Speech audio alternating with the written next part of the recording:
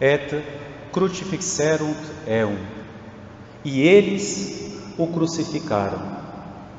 Queridos irmãos e irmãs, querido Padre Geraldo, conosco hoje também nessa celebração, acabamos de ouvir o relato da paixão de Jesus, segundo São João, e nós ficamos agora na nossa memória com a lembrança do Calvário. Podemos dizer que depois desta narração, o Calvário está vazio. Está consumado, disse Jesus. Tudo está consumado. A obra da nossa redenção foi realizada. Jesus deu a sua vida por nós. Meus queridos irmãos, quando Jesus nasceu, Ele escolheu uma cidade pequenina, Nazaré. Escolheu uma hora insignificante, meia-noite. Uma data que naquele momento não tinha nenhuma significação especial. E escolheu ainda um lugar escondido, uma gruta. Mas quando Ele vai morrer, quando Ele vai ser tratado como o opróbrio dos homens, quando Ele assume sobre si os nossos pecados, não é uma cidade pequenina que Ele escolhe, mas é a capital, Jerusalém. Não é um momento imperceptível, mas é no clarão do dia, crucificado ao meio-dia, com o sol a pino, e morre às 3 horas. Não numa gruta, mas no alto de uma montanha. Não numa data que não tinha significado, mas na data mais própria, a Páscoa. E Jesus morreu exatamente no momento em que no templo os cordeirinhos pascais estavam sendo imolados. Era a sua hora, era a hora para a qual Ele veio a este mundo. Toda a razão de ser da vida de Jesus era a cruz. Jesus é a criança que nasceu para morrer, veio ao mundo para dar a sua vida. É o que nós contemplamos hoje, elevado entre a terra e o céu. De alguma forma, a terra rejeita Jesus, e por isso Ele está suspenso da terra. De alguma forma, mistério, o céu rejeita Jesus, e por isso Ele fica suspenso. E é nessa cruz que Ele dá a sua vida por nós. Ali, eles o crucificaram. Mas quem, meus irmãos? Eles quem? Quem foi que crucificou Jesus? Este vai ser o assunto da nossa reflexão. E peçamos a graça àquela que nesse dia, mais do que ninguém, viveu o drama da paixão de Jesus. Peçamos a Nossa Senhora, meus irmãos, no início desta pregação, que hoje, o dia em que a própria natureza ficou consternada pela morte de Jesus, o sol foi deitar mais cedo, envergonhado pela morte do seu Criador, a terra tremeu, a terra balançou, ao perceber cair sobre si as gotas do sangue de seu Deus, as pedras se abalaram e se romperam e se fenderam. Que Nossa Senhora nos alcance a graça, que o nosso coração também se abale, que o nosso coração também se comova. Ela que teve o seu coração transpassado, que ela permite que o nosso também seja transpassado pela dor da morte de Jesus. Peçamos a ela essa graça. Ave Maria, cheia de graça, o Senhor é convosco. Bendita sois vós entre as mulheres, e bendito é o fruto do vosso ventre, Jesus. Santa Maria, Mãe de Deus, rogai por nós, pecadores, agora e na hora de nossa morte. Amém. Eles o crucificaram.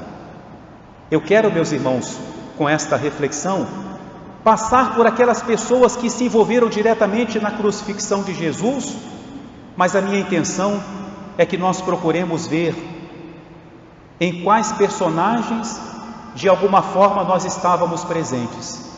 O padre não pode fazer essa aplicação para cada um desses personagens, mas eu tenho certeza que o Deus que hoje rompeu as pedras, também romperá a dureza dos nossos corações, para nos mostrar onde estávamos nós, em quem nós estávamos representados, ou quem nos representava no momento em que Jesus foi condenado. Eles o crucificaram. Eles, os chefes do povo, os príncipes dos sacerdotes, os escribas, os letrados na lei de Deus, os fariseus, os observantes da lei de Deus, eles o crucificaram, os chefes desse povo, um povo que Deus preparou com tanto carinho, um povo que Deus mesmo conduzia, e esses chefes tinham a missão de conduzir o povo. E meus irmãos, nós estamos aqui naquilo que São Paulo vai dizer, a plenitude dos tempos, a hora que chegou, como Jesus disse, chegou o tempo, e era o momento em que o sumo sacerdote tinha que fazer aquilo que João Batista fez, mas era ele que tinha que fazer, apontar Jesus, mostrar Jesus ao povo dizendo: eis o Cordeiro de Deus, eis o Messias esperado, eis o Filho de Davi. Mas não, eles o crucificaram, eles o renegaram. Causa-nos espanto o que nós acabamos de ouvir na leitura de São João, quando esses chefes viram para Pilatos e diz: nós não temos outro rei a não ser César. César que tinha dominado a Terra Santa, César que tinha oprimido aquele povo, César que cobrava o imposto que eles mesmos não aceitavam, e agora hipocritamente dizem: não temos outro rei senão César, porque para eles, se eles tinham que escolher entre aceitar Jesus e César, ficaram com César. E por que fizeram isso? Porque o seu coração se tornou cego. Eles estavam cegos. Há dois tipos de cegueiras: a cegueira involuntária, quando não se sabe, quando não se pode saber, e a cegueira voluntária, quando a pessoa não quer conhecer, não quer ver a verdade. E esta foi a cegueira dos príncipes, dos chefes do povo. Não quiseram mudar de vida. Jesus colocava o dedo na ferida daqueles homens. Jesus censurava os seus erros, e eles não quiseram aceitar, não quiseram mudar de vida. E quem fica cego, quem não quer mudar de vida, quem não quer ouvir o que Jesus prega, termina por crucificá-lo. Eles o crucificaram. Eles, muitos do povo, não podemos dizer que foi o povo todo, mas muitos do povo sim. E meus irmãos, uma pergunta que vem a nós: faz uma semana Jesus entrou em Jerusalém e foi recebido como rei, um rei muito simples, um rei pobre, que não tinha cavalo, mas usava um jumentinho, que não tinha tapetes, que não tinha flâmulas, que não tinha bandeiras, mas aquele povo ficou tão entusiasmado para receber Jesus que improvisou tudo, improvisou bandeiras com ramos, improvisou tapeçarias com as suas próprias vestes, e diziam: Hosana, bendito que vem em nome do Senhor. E nos perguntamos: onde está esse povo? Onde estão aqueles que gritavam Hosana? Aqueles que faziam festa, que aplaudiam, que aclamavam ao filho de Davi? Talvez a gente possa dizer assim: não eram eles que gritavam agora crucificam. Certamente sim, eram muitos, mas vamos supor que não eram. Mas onde estavam? Por que não estavam ali dizendo ao menos: ele é inocente, nós não compartilhamos com a sua morte? Onde estavam? Foram omissos e se esqueceram de tudo que Jesus tinha ensinado. Foram ingratos, esqueceram tudo que Jesus fez por eles, se esqueceram do pão multiplicado, se esqueceram de tantas curas, se esqueceram de tantas palavras de vida eterna. Quem se esquece de Deus, quem é ingrato a Deus, quem é omisso, termina por crucificar a Cristo. Eles o crucificaram. Eles, Judas o traidor, Judas, um dos 12. E quando nós falamos em Judas, logo vem à nossa mente a ambição. E de fato é verdade.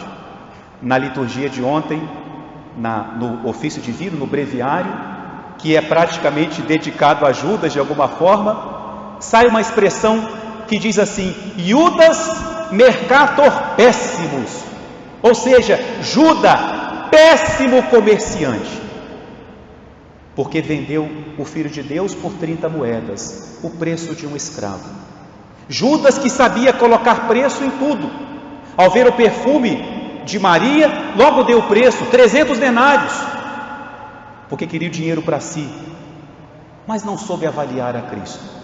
O vendeu por 30 moedas, deixou-se enganar pela sua ambição, guardava o dinheiro que era dado para o uso de Jesus e o guardava para si, se apropriava. Mas, meus irmãos, o primeiro pecado de Judas não foi a ambição. O começo da queda de Judas, a primeira rachadura de Judas, é São João que nos conta, foi quando Jesus prometeu a Eucaristia. Jesus multiplicou os pães, o povo quis fazê-lo rei, Jesus não aceitou, Judas já não gostou, porque Jesus já não era o rei que ele imaginava, não aceitava que o povo chamasse de rei daquela forma. E quando Jesus fala, a minha carne é comida, o meu sangue é bebida, Judas não entende, Judas não aceita, e Jesus fala, entre vocês está um demônio. Ali começa a queda de Judas, ao renegar a Eucaristia, ao não acreditar na palavra de Jesus, ele se afasta de Jesus. Mas uma coisa que nos impressiona é que Judas consegue manter uma aparência. Nenhum dos apóstolos era capaz de imaginar que Judas era o traidor. Ele tinha uma aparência, ele fazia até milagre, como os apóstolos fizeram ao expulsar demônios. Judas mantinha a aparência. Quando Jesus anuncia na última ceia, na véspera, quando ele diz, um de vocês vai me trair, os apóstolos não podem acreditar e não imaginam quem pode ser, e ficam tão impressionados que começam a perguntar, meu Deus, será que serei eu? Ninguém pensa na possibilidade de que seja Judas. Ele mantém a aparência. Péssimo comerciante, perdeu tudo, perdeu as moedas que depois queimavam nas suas mãos, perdeu a Eucaristia em que ele não acreditou, perdeu a amizade de Cristo que ele rejeitou, ele, Judas, rejeitou e transformou o beijo, sinal de amizade, em senha para entregar Jesus, e sobretudo Judas perdeu a esperança.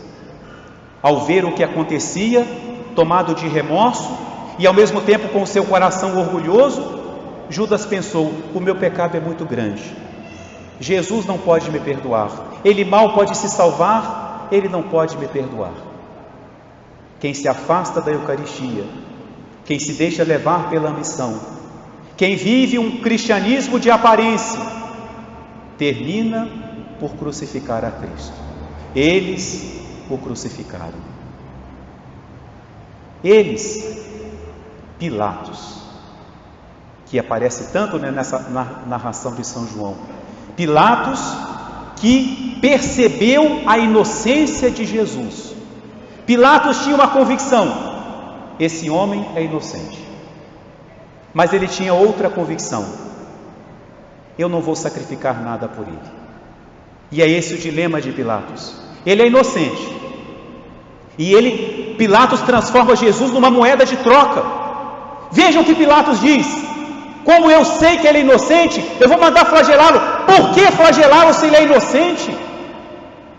É uma moeda de troca, eu mando flagelar, assim eu agrado o povo, mas também não mando matar, é só uma flagelação,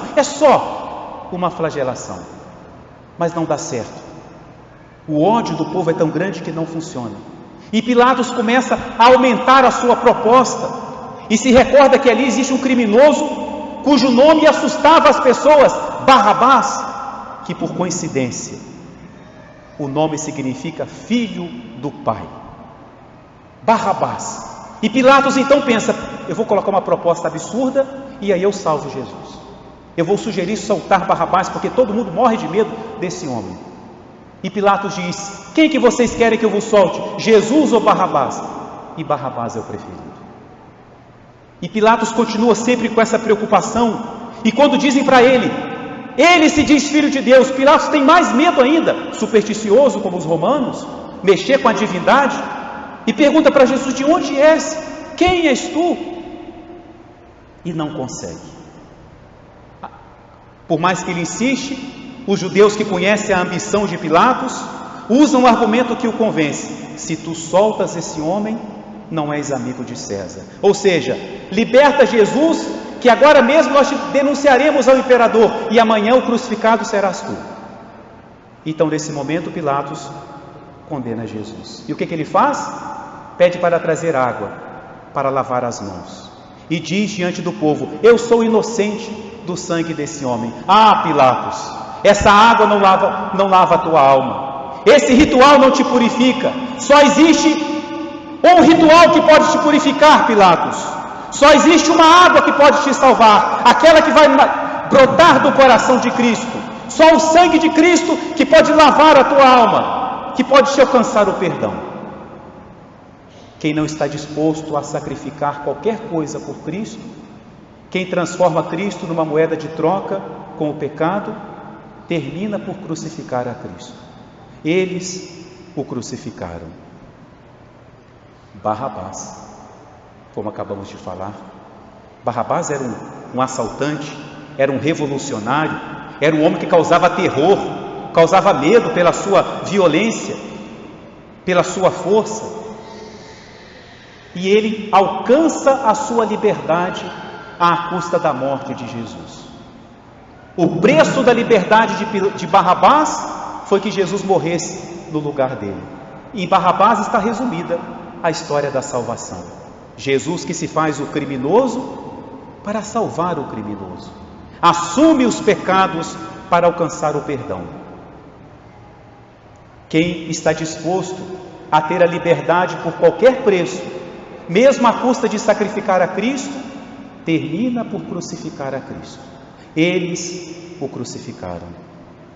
Eles, os soldados romanos crucificaram literalmente a Cristo, mas eles também tiveram a sua parte na paixão de Cristo. Não, padre, mas os soldados cumpriam ordens. Sim, quanto a crucificar Jesus lá no Calvário, sim. Mas tem uma coisa para a qual eu confesso para vocês que eu não encontro explicação humana. Um detalhe da paixão de Jesus: que os soldados flagelassem Jesus era a missão deles. Talvez Deus não vai cobrar deles esse pecado, mas há um pecado que sim, está na conta dos soldados: a coroação de espinhos. Pilatos mandou flagelar Jesus. Não existia essa punição de coroar alguém de espinhos. Na cabeça de quem, meus irmãos, pode passar uma ideia dessa, de fazer uma coroa de espinhos? A gente termina falando isso com uma naturalidade tão grande, porque não pensamos no que significa isso, levando em conta a sensibilidade da cabeça, o sentido da coroa, e fazer uma coroa de espinhos para um ritual de comédia, para burlar daquele que é o Rei da Glória. Só existe uma explicação para a coroação de espinhos: a inspiração diabólica naqueles soldados. Eles o crucificaram, porque a coroação de espinhos foi uma maldade diabólica executada pelos soldados romanos. Zombaram de Cristo, zombaram do seu reino. Quem não afasta os seus pensamentos, quem zomba de seu próximo, quem humilha o seu irmão, termina por crucificar a Cristo. Eles o crucificaram. Eles, os discípulos, que abandonaram Jesus. Todos o abandonaram. Por medo, por segurança própria, o abandonaram. Fugiram como crianças assustadas. Deixaram Jesus sozinho no Horto das Oliveiras. Inclusive Judas também fugiu. Ele aponta Jesus e foge, e todos os outros fogem. Todos fugiram. E fugiram por quê? Porque não vigiaram com Cristo. No momento em que Jesus rezava na sua agonia, eles dormiam. Estavam cansados, sim, mas Jesus falou: fiquem aqui, vigiem comigo, vigiai, orai, para que não entreis em tentação. A tentação estava chegando. Quem não vigia, quem não reza, quem não fica próximo de Cristo, termina por crucificar a Cristo. Eles o crucificaram. Eles, Pedro, o coitado do Pedro. E Pedro crucificou a Cristo na sua negação. E o grande problema de Pedro foi a sua presunção, foi a confiança que ele tinha em si. Pedro estava muito seguro de si. Jesus tinha dito: tu és a pedra, tu és o rochedo. sobre ti eu vou construir a minha igreja. E Pedro se sentia forte. Foi no meu barco que ele fez o milagre. A mim ele chamou de Pedro. As respostas que ele dava para Cristo, e Jesus elogiava: Senhor, a quem nós iremos? Só tu tens palavra de vida eterna. Pedro confiante de si, tão confiante de si, que ele comete a grande temeridade de quando Jesus fala assim: Pedro, eu rezei por você. O que São Pedro fala para Jesus? Senhor, traduzindo, não precisa não, Jesus, porque ainda que todos te abandonem, eu não te abandonarei. O que significa isso? Não precisa rezar por mim, eu darei a minha vida por ti. A presunção de Pedro. Um detalhe, quando Jesus fala na última ceia: um de vós me há de trair, e os discípulos começam a perguntar: meu Deus, serei eu? Pedro não faz isso. O que Pedro faz? Ele não pensa na possibilidade de que seja ele, e ele fala com João, pergunta para Jesus quem é, porque ele queria tomar providência, ele queria saber quem era o traidor, mas não passava pela sua mente que ele podia ser o traidor, porque foi. O traidor que nega é também traição. Ele era tão confiante de si, que nem quando Jesus anunciou a traição de Judas, Pedro pensou assim: eu vou me cuidar, porque posso ser eu. Confiante de si. E quando Jesus vai preso, São Mateus fala: São Pedro foi para ver o fim. Como é que ia acabar aquilo? E um detalhe: São Pedro acompanhou a paixão de Jesus de longe. Acabamos de ouvir São João dizendo: Pedro ficou de longe, não quis se envolver. Meus queridos irmãos e irmãs, nesta sexta-feira santa, aprendamos de Pedro essa lição: não existe seguimento de Cristo de longe. Ou seguimos a Jesus de perto, ou dizemos claramente: não te seguirei. Não tem como seguir Cristo pela metade do caminho, ou somos dele ou não somos. Quem confia demasiado em si, quem não reza, quem segue a Cristo de longe, termina por crucificar a Cristo. Eles o crucificaram. Eles, os ladrões. Jesus foi condenado e crucificado entre dois ladrões, na expressão, se não me falha a memória, de São Bernardo, para indicar que ele era o pior dos dois, por isso estava no meio. E aqueles ladrões também crucificaram a Cristo, porque Cristo morreu pelos pecados deles também, e crucificaram a Cristo porque eles também insultaram a Cristo. Aquele que hoje nós chamamos de bom ladrão, e é bom só porque se converteu e não porque é ladrão, também insultou a Cristo, como São Mateus nos relata, mas depois ele foi transformado pela graça. E agora aqui já é um personagem diferente na paixão de Cristo, um personagem que já nos traz esperança. Aquele homem, meus irmãos, na hora da morte, praticou todas as virtudes em grau heróico. A gente sabe que para um santo ser canonizado, uma pessoa ser canonizada, ela tem que praticar as virtudes em grau heróico, e o bom ladrão as praticou, e por isso ele foi canonizado, e foi canonizado pelo próprio Cristo, que disse para ele: ainda hoje estarás comigo no paraíso. É o único santo que foi canonizado diretamente por Jesus. E aquele homem praticou todas as virtudes. Primeiro, ele defendeu Jesus, aquilo que os discípulos não fizeram, aquilo que o povo escolhido não fez, aquilo que os chefes do povo não fizeram, ele fez. Ao ouvir os insultos, sobretudo do seu companheiro, ele falou: mas nem tu temes a Deus, estando sofrendo esse suplício. Que mal ele fez? Ele defendeu a inocência de Cristo. Ele praticou, ele se arrependeu, ele aceitou o sofrimento como penitência. Ele disse: nós merecemos o castigo que estamos padecendo.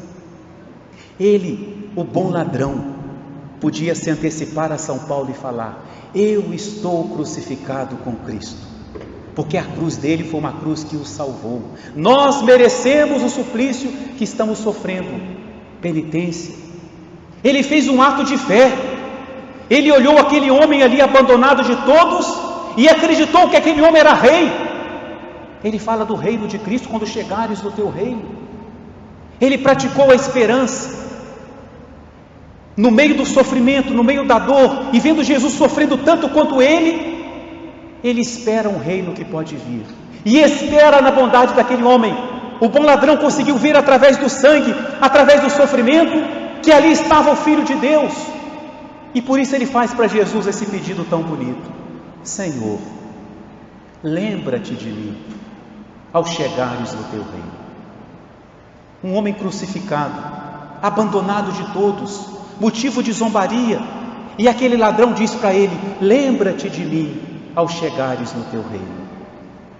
Todas as virtudes esse homem praticou, e por isso mereceu a salvação. Hoje estarás comigo no paraíso.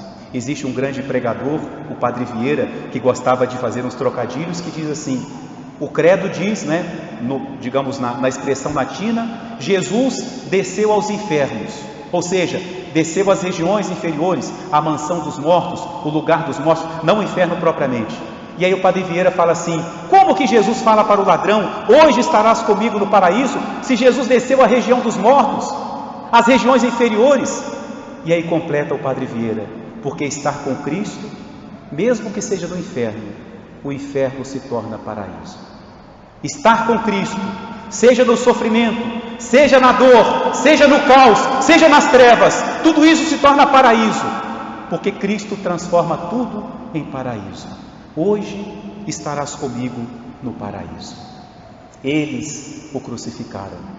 Madalena, pecadora, de quem Jesus tinha tirado 7 demônios, ela crucificou a Cristo porque ela pecou. Ela crucificou a Cristo porque ela vendeu o seu corpo. Ela crucificou a Cristo porque deixou que seu corpo fosse templo do demônio. E quem usa do seu corpo contra a lei de Deus, quem se esquece de Deus e profana o seu corpo, termina por crucificar a Cristo. E Madalena, Deus pediu dela, exigiu dela um grande sacrifício, que é chamado deserto de Madalena. Ela teve que ver o preço do seu pecado morrer diante dela e ela não poder fazer nada. Ela teve que estar ali, por um lado a Santíssima Maria, e por outro lado a pecadora Maria, assistindo à morte de Jesus e não podendo fazer nada, para que ficasse gravada na sua mente quanto ela tinha ofendido a Deus, mas quão grande era o amor de Deus, que mesmo com tantos pecados, ela podia ter a salvação. Eles o crucificaram. Eles. E agora, meus irmãos, não se assustem com o que o padre vai falar, não me tirem pedras, não me atirem pedras, me deixem ao menos explicar. Eles o crucificaram. Nossa Senhora. Como, padre? Sim. Ah, claro, o padre não precisa nem dizer que agora é na mesma forma como os que nós acabamos de ver. Mas a Virgem Maria, com uma fé maior do que a de Abraão, e provada mais do que Abraão, teve que sacrificar o seu filho. Abraão, Deus manda que leve seu filho até o alto do monte, carregando a lenha sobre os ombros, como Jesus, imagem de Jesus, e lá manda que ele o coloque sobre a lenha, acenda ali o fogo, pegue a faca, levante a faca, e na hora que ele está descendo a faca, o anjo segura a mão e diz: basta, Abraão, a tua fé está comprovada. Com Maria não tem essa mão. Com Maria não aparece um cordeiro para ser imolado. Com Maria Deus não diz no momento decisivo: basta, não! Ela teve que sacrificar o seu filho no seu coração. Ela teve que aceitar. Nossa Senhora não estava ao pé da cruz revoltada com a morte de seu filho, não, estava dolorosa, com o coração transpassado, sim, mas revoltada não. Era o caminho da cruz. Quanto Jesus não conversou com Maria sobre essa hora, a minha hora. E meus irmãos, pasme-se o céu, pasme-se os anjos e pasme-se a terra, mas se por um absurdo da nossa imaginação os soldados romanos não crucificassem Jesus e o pai dissesse: Maria, crucifica-o. Desculpem as mães por ouvirem isso, mas a Virgem Maria o faria. Claro que é uma hipótese absurda, mas a sua fidelidade a Deus era tanta que ela faria aquilo que Deus pedisse dela, até onde Deus mandasse. Claro, não, repito, um absurdo, mas para entendermos a grandeza da fé de Maria. Eles o crucificaram. O Pai entregou o seu Filho. E aí chegamos no auge do amor de Deus. E agora temos que dizer, no auge do amor de Deus, não pelo seu Filho amado, mas por nós. E aí somos tentados a dizer, mas Senhor, então o Senhor me ama mais do que a Jesus? Vejam quanto Deus nos ama, meus irmãos, que nos deixa menos com essa dúvida. Jesus mesmo que disse, Deus amou tanto o mundo, que lhe deu o seu próprio Filho, quase dizendo, amou mais a vocês do que a mim. O Pai sacrifica o seu Filho. O verdadeiro Abraão é o Pai do céu. E ali o anjo não vem segurar a mão, ali não há cordeiro, como eu disse, ali o Filho é imolado, ali o Filho morre. Meus queridos irmãos, para nós terminarmos, 3 pensamentos de esperança para nós, porque diante de tanto sofrimento, de tantos erros e pecados, que podemos ver também em nós, em quantas pessoas nós não nos reconhecemos nessa reflexão, poderíamos ser tentados a fugir de Cristo como Judas, a não acreditar no perdão, a achar que nossos pecados são muito grandes. Não corram, não vão embora, esperem. Na cruz há 3 sinais de esperança. Deus de braços abertos, Deus com o coração aberto, Deus com a cabeça inclinada. 3 gestos de esperança, braços abertos. E aí eu me lembro da chegada do filho pródigo. Como que o pai o recebe? Com um abraço. Jesus morreu com os braços abertos, no alto de uma montanha, ao meio-dia, como se aquela montanha fosse o cume da terra, abraçando a humanidade. Todos que se aproximarem hoje de Cristo, com o seu coração contrito, será por Ele abraçado. Deus com o coração aberto, do lado de Cristo, na cruz o soldado abre o lado de Cristo, e dali jorra o sangue e a água. E é por isso que hoje começa a novena da Divina Misericórdia, para terminar na 8ª da Páscoa. O sangue e água que nos lavam, o coração de Deus está aberto, o lado está rasgado, nós temos acesso a Deus pelo seu coração. Ele nos abre os braços, Ele nos guarda em seu coração. Não há portas nesse coração para que possa sair a misericórdia e para que nós possamos entrar. Finalmente, Deus inclina a cabeça. O que significa inclinar a cabeça para a frente? É dizer sim. E é assim que Jesus morre, num gesto de dizer sim. Senhor, eu pequei tanto, eu vos ofendi tanto, será que tem jeito para mim? Sim, meu filho, olha a minha cabeça inclinada. Mas eu já voltei tantas vezes ao pecado, mais que Pedro, mais que tantos discípulos, será que eu ainda posso mudar? Sim. Será que meu pecado não é maior do que a vossa misericórdia? Será que a vossa misericórdia é tão grande, capaz de perdoar até a mim? Sim. Sim, hoje é sexta-feira santa, hoje Deus inclina a cabeça em direção à terra, olha para nós e nos diz sim. E Ele nos convida a ir até Ele. E onde que nós o encontramos? Nos braços de Nossa Senhora. Quando Ele veio ao mundo, os primeiros que o viram nos braços de Maria. Uma criança tão bela, tão terna. É a cena do Natal. Quando Ele sai desse mundo, nós o devolvemos ao colo de Maria. E ela olha para nós e fala: eu dei para vocês uma criança tão bonita, e é assim que vocês devolvem meu filho? É assim que eu o levo para a sepultura? Mas ela é mãe, e ela pede a seu filho por nós, e ela também inclina a cabeça e diz: sim, eu conseguirei para vocês o perdão, eu conseguirei para vocês a salvação. Façam o que meu filho disser, não crucifiquem mais a meu filho, mudem de vida, que essa sexta-feira santa seja um marco na vida de cada um. Mudem de vida, mudemos de vida, vivamos a nossa fé. E também um dia, na hora derradeira, Jesus dirá para nós: em verdade eu te digo, hoje estarás comigo no paraíso. Em nome do Pai, e do Filho e do Espírito Santo.